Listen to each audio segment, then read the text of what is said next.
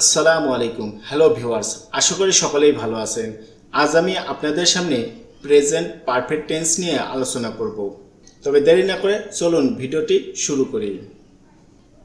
আমরা যেই টেন্সই শিখতে যাই না কেন, প্রথমে আমাদেরকে এই তিন ধরনের ভার্ব সম্পর্কে ভালো ধারণা থাকতে হবে। প্রথমটি হচ্ছে কিছু কিছু ভার্বের শেষে আলামত হিসেবে আকার যুক্ত থাকে, কিছু কিছু ভার্বের শেষে ওয়া যুক্ত থাকে, আবার কিছু কিছু ভার্বের শেষে নো যুক্ত থাকে। এই তিন ধরনের ভার্ব আমরা বাংলা বাক্যে খুঁজে পাই। যখন আমরা আকারযুক্ত ভার্বগুলোর আলামতকে বাদ দিব, তখন আমাদের পর্যায়ক্রমে থাকবে করো, পড়ো, লিখো, মারামারি করো, কান্না করো, এই ধরনের। যখন আকারযুক্ত আলামতগুলোকে বাদ দিব এবং তার শেষে অর্থাৎ শেষ অক্ষরে একার এবং তার সাথে সি, স, সেকে যুক্ত করে দেব, তখনই আমাদের প্রেজেন্ট পারফেক্ট টেন্স হয়ে যাবে। যেমন করো, করোর সাথে একার এবং সিকে যদি যুক্ত করে দিই তাহলে হয়ে যাবে করেছি। ওকারকে যুক্ত করলে করেছ, সেকে যুক্ত করলে করেছে। অনুরূপভাবে পড়ার সাথে আমরা যদি যুক্ত করে দেই তাহলে পড়েছি, পড়েছ, পড়েছে। অনুরূপভাবে এই নো যুক্ত আলামতগুলোকে আমরা যদি বাদ দিই তাহলে খাওয়ানোর থেকে হয়ে যাবে খাওয়া, শিখানোর থেকে হয়ে যাবে শিখা, জানানোর থেকে হয়ে যাবে জানা। এগুলোর সাথে প্রেজেন্ট পারফেক্ট টেন্সের আলামত হিসেবে আমরা যদি এসি, এসো, এসেকে যুক্ত করি, খাওয়াটা হয়ে যাবে খাওয়া এসি, খাওয়া এসো, খাওয়া এসে।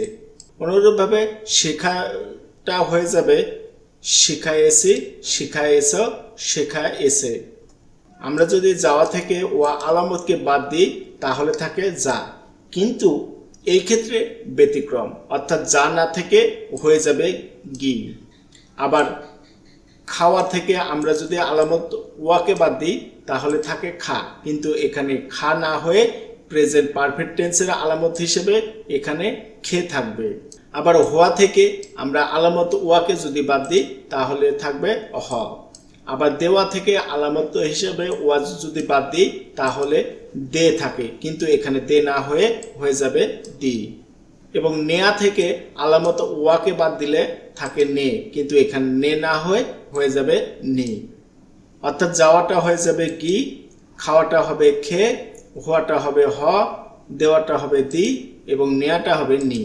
এখন এগুলোর সাথে প্রেজেন্ট পারফেক্ট টেন্সের আলামত এসি, এসো, এসেকে যুক্ত করলে পর্যায়ক্রমে হয়ে যাবে গিয়েছি, গিয়েছো, গিয়েছে। আবার খেয়েছি, খেয়েছো, খেয়েছে। হয়েছি, হয়েছো, হয়েছে। দিয়েছি, দিয়েছো, দিয়েছে। নিয়েছি, নিয়েছো, নিয়েছে। আশা করি প্রেজেন্ট পারফেক্ট টেন্সের আলামতগুলো বুঝতে পেরেছেন। এখন আমরা প্রেজেন্ট পারফেক্ট টেন্স চেনার কিছু গুরুত্বপূর্ণ ওয়ার্ড দেখব। এখনই এর ইংরেজি জাস্ট, এখন পর্যন্ত টিল নাও, এখনো ইয়েট, কখনো ইভার, কখনো না নেভার, এ পর্যন্ত সো ফার, আগে বিফোর, আগেই অলরেডি, সাম্প্রতিককালে রিসেন্টলি, সাম্প্রতিক সময়ে লেটলি, আজ টুডে, তখন থেকে সিন্স দেন, থেকে বা হতে সিন্স, ধরে বা যাব ফর, এই সপ্তাহ দিস উইক, এই মাস দিস মান্থ, এই বছর দিস ইয়ার, একবার ওয়ান্স, দুইবার টুইস, একাধিকবার সেভারেল টাইমস, অনেকবার মেনি টাইমস, গত কয়েক দশক ধরে, ওভার দ্য লাস্ট গেটস, গত কয়েক মাস ধরে, for the last few months, গত কয়েক মাসে, in the last few months. Present perfect টেন্সের স্ট্রাকচার সাবজেক্ট প্লাস হ্যাভ বা হ্যাজ প্লাস ভার্বের পাস্ট পার্টিসিপল অর্থাৎ V3 plus object plus extension. এখন আমরা এই বাক্যগুলোকে ইংরেজিতে অনুবাদ করব। সাম্প্রতিককালে আমি অনেক ইংরেজি শব্দ শিখেছি। সাম্প্রতিককালে এর ইংরেজি হচ্ছে রিসেন্টলি। আমি শিখেছি, আই হ্যাভ লার্নড। অর্থাৎ লার্ন তার 3 নাম্বার ফর্ম লার্নড হবে। কি শিখেছি? অনেক ইংরেজি শব্দ। তাহলে ম্যানি ইংলিশ ওয়ার্ড। সাম্প্রতিককালে আমি অনেক ইংরেজি শব্দ শিখেছি। এর ইংরেজি হচ্ছে recently I have learned many English words. সেই সাথে আমি কিছু স্ট্রাকচার মুখস্থ করেছি। সেই সাথে এর ইংরেজি হচ্ছে অ্যাট দ্য সেম টাইম। আমি মুখস্থ করেছি, আই হ্যাভ মেমোরাইজড, অথবা লার্ন বাই হার্ট, যে কোনো একটা আমরা দিতে পারি। মুখস্থ করা এর ইংরেজি হচ্ছে মেমোরাইজ বা লার্ন বাই হার্ট। কি মুখস্থ করেছি? কিছু স্ট্রাকচার, তাহলে সাম স্ট্রাকচার। সেই সাথে আমি কিছু স্ট্রাকচার মুখস্থ করেছি, এর ইংরেজি হচ্ছে at the same time I have memorized বা learned by heart some structures. যার ফলে আমি আমার জীবনে কিছু পরিবর্তন লক্ষ্য করেছি। যার ফলে এর ইংরেজি হচ্ছে অ্যাজ এ রেজাল্ট। আমি পরিবর্তন লক্ষ্য করেছি, I have felt some changes. কি লক্ষণ পরিবর্তন করেছি? আমার জীবনে, ইন মাই লাইফ। যার ফলে আমি আমার জীবনে কিছু পরিবর্তন লক্ষ্য করেছি। তাহলে এর ইংরেজি হচ্ছে as a result I have felt some changes in my life. আমি গত কয়েক মাস ধরে ইংরেজি শেখার চেষ্টা করেছি। তাহলে আমি চেষ্টা করেছি, আই হ্যাভ ট্রাইড। কি শেখার? To learn. কি শিখতে? To learn English. গত কয়েক মাস ধরে এর ইংরেজি হচ্ছে for the last few months.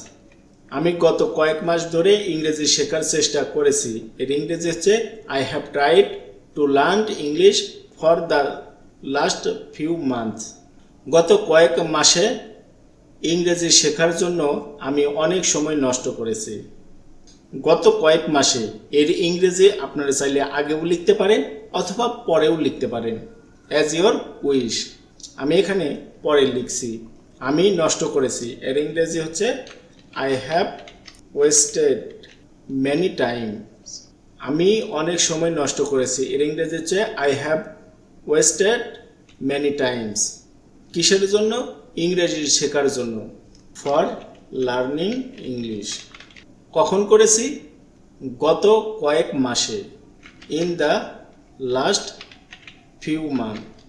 গত কয়েক মাসে ইংরেজি শেখার জন্য আমি অনেক সময় নষ্ট করেছি, এর ইংরেজি হচ্ছে I have wasted many times for learning English in the last few months, অথবা in the last few months. এটাকে আপনারা পূর্বেও লিখতে পারেন অথবা আগেও লিখতে পারেন।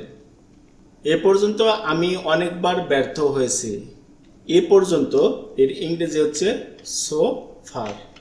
আমি ব্যর্থ হয়েছি, এর ইংরেজি হচ্ছে আই হ্যাভ ফেল্ড অনেকবার, এর ইংরেজি হচ্ছে মেনি টাইমস।